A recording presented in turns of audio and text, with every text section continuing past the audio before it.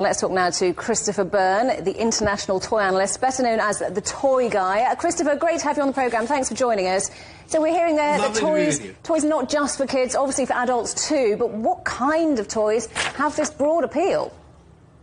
Well, it's as your segment showed, it's really the collectibles, what we're calling art plush, whether it's Labubu or the Sanrio characters, which are having an amazing year. You mentioned Disney. It's a way for people to connect with their fandom and be part of a community around these products. Not different than what we used to see with porcelain collecting or other things. It's just now it's toys that traditionally have been for kids. So do you think more adults are actually playing with toys, or that maybe more adults are just admitting to playing with toys and buying them for themselves rather than stealing them off their children, if you like? Well, I think the trend has definitely been towards these collectible lines. Labubu, you mentioned Lego Botanicals, Lego Icons. All of these are engaging families. I think a lot of it comes out of the pandemic, where you had parents playing with their kids and going, hey, I want to do that too. And the toy makers have been quick to respond because that population is pretty big and stable and willing to spend money. Are we more young at heart, though, do you think? Is it a change in our habits? Well, let's hope so. I certainly advocate that we play throughout our lives and that what we play with as kids kind of shapes who we are as we grow up. But definitely staying in touch with that playful nature, that sense of what if, what can I do? How about making something, I think is actually very important for us as humans. So we saw the rise of the kidult then in 2025. What other trends did we see emerge in toys this year?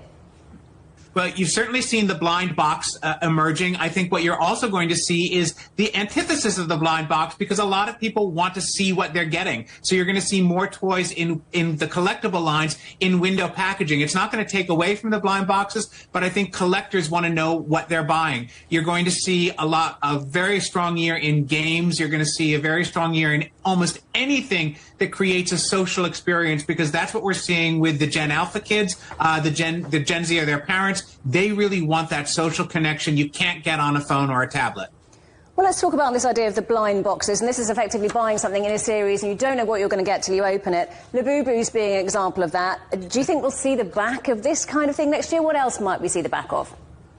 Well, I don't think we'll see the back of it. I think that maybe Labubu, the trend for Labubu will die down, but something else will take its place. I definitely think you're going to see a huge year in trading cards. Pokemon is going to continue to have a good year. There are other trading card lines coming out. Magic the Gathering from Hasbro and Wizard of the Coast, that's going to continue to be strong. I think the big trend is you're going to have these niches that are deep but narrow and global. So I think you're going to see not so much mass market, but really what we call the mass niche.